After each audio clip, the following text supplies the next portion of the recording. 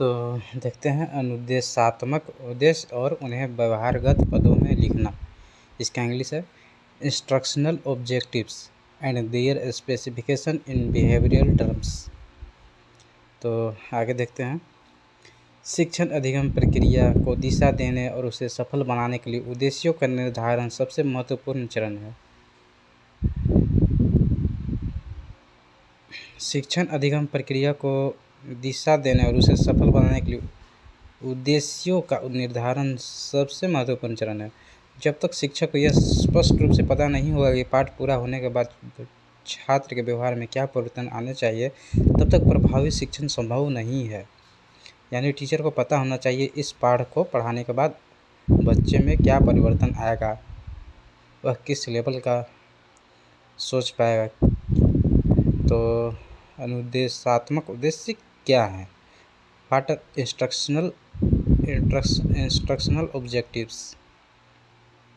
अनुदेशात्मक उद्देश्य वे विशिष्ट और स्पष्ट कथन होते हैं जो यह दर्शाते हैं कि किसी पाठ या इकाई के समाप्त होने पर छात्र क्या करने योग्य हो जाएंगे या उनके व्यवहार में क्या बदलाव आएंगे।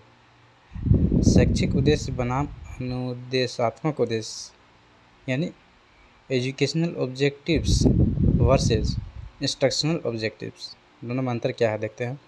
शैक्षिक उद्देश्य यानी एजुकेशनल ऑब्जेक्टिव, ये क्या है? ये व्यापक, दीर्घकालिक और दार्शनिक होते हैं, जैसे छात्र का सर्वांगीण विकास। अनुदेशात्मक उद्देश्य क्या है?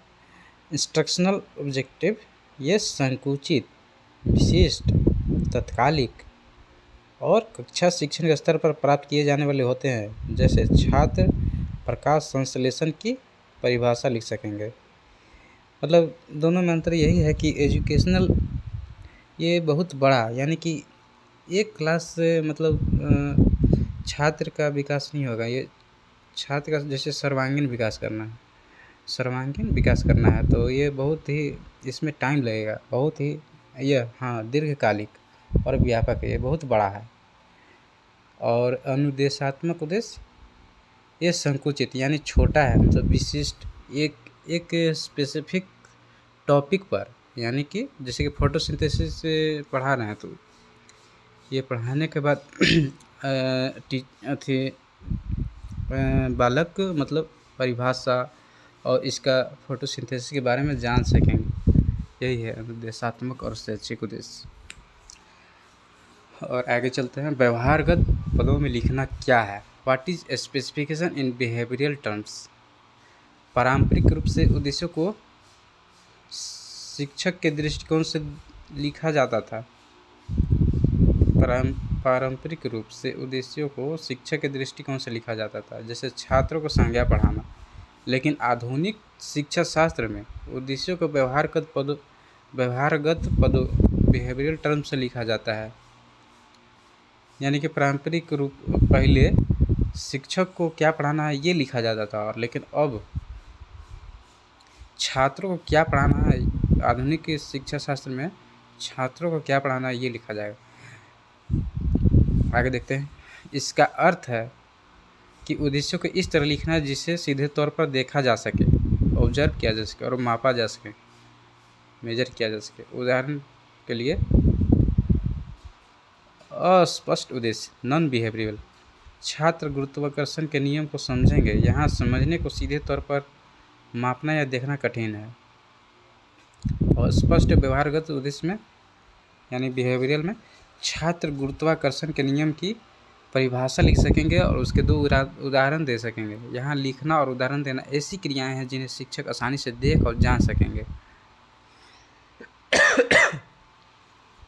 मतलब कि बिहेवियरल यही हुआ, पढ़ाने के बाद स्टूडेंट से फीडबैक लेना, मतलब कि वह किस तरह से लिखता है, मतलब ये समझ लेना है कि नहीं कि वह समझ गया है। उसको बालक को करके दिखाना होगा, जैसे लिख कर दिखाना होगा, बोल कर दिखाना होगा, उदाहरण देकर दिखाना होगा। ये बिहेवियरल टर्म्स व्यवहारगत उद्देश्य है। आगे देखते हैं, उद्देश्य को व्यवहारगत पदों में लिखने की आवश्यकता और महत्व, मतलब क्या इम्पोर्टेंस है और क्यों ज़रूरी है उद्देश्यों को व्यवहारगत मतलब बिहेवियरल टर्म्स में लिखने के लिए। शिक्षण विधियों के चयन में सहायक, helpful helpful in selecting teaching methods. इससे शिक्षक को यह चुनने में मदद मिलती है कि उद्देश्य को पूरा करने के लिए कौन सी शिक्षण विधि या सहायक सामग्री सर्वोत्तम होगी। नेक्स्ट है स्पष्ट मूल्यांकन, क्लियर इवेल्युएशन। यह मूल्यांकन प्रक्रिया को बहुत आसान और विश्वसनीय बनाता है क्योंकि परीक्षा के प्रश्न सीधे इन व्यवहारगत उद्देश्यों पर आधारित होते हैं। तीसरा है छात्रों के लिए स्पष्टता, क्लैरिटी फॉर स्टूडेंट्स। छात्रों को भी बिल्कुल स्पष्ट रूप से पता होता है कि उनसे किस प्रकार के प्रदर्शन की अपेक्षा की जा रही है। नेक्स्ट है अधिगम अनुभवों का सृजन, क्रिएशन ऑफ लर्निंग एक्सपीरियंसेस। यह शिक्षक को कक्षा में उचित अधिगम परिस्थितियां बनाने में सहायता करता है। आगे देखते हैं रॉबर्ट मेगर का उपागम, रॉबर्ट मैगर्स अप्रोच। रॉबर्ट मेगर का क्या अप्रोच था, क्या उपागम था?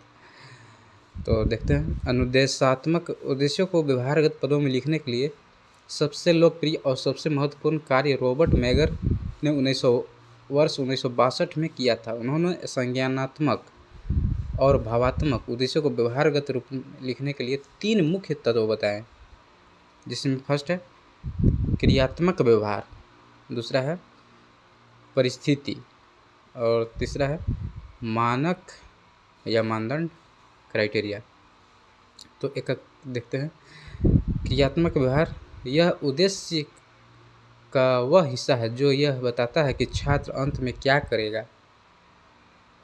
इसके लिए हमेशा अपने योग्य क्रियात्मक क्रियाओं का प्रयोग किया जाता है। उदाहरण परिभाषित करना, पहचानना, सूची बनाना, अंतर स्पष्ट करना। अनुपयुक्त क्रियाएं जिन्हें मेगर ने मना किया, जैसे जानना, समझना, विश्वास करना, क्योंकि इन्हें सीधे मापा नहीं जा सकता। समझ गए हम। आगे परिस्थितियाँ, दूसरा तत्व बताएं परिस्थितियाँ। यह उन परिस्थितियों या सीमाओं को दर्शाता है जिनके अंतर्गत छात्र को वह कार्य करना है।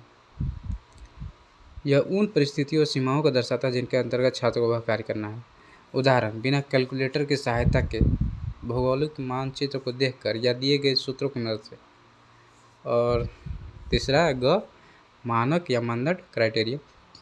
यह प्रदर्शन के उस न्यूनतम स्तर मिनिमम एक्सेप्टेबल लेवल को दर्शाता है जिसे यह तय होता है कि छात्र ने उद्देश्य को सफलतापूर्वक प्राप्त कर लिया है।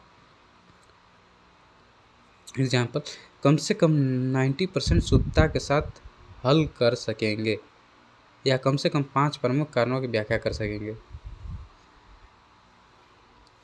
तो मैगर्स ने व्यवहारगत पदों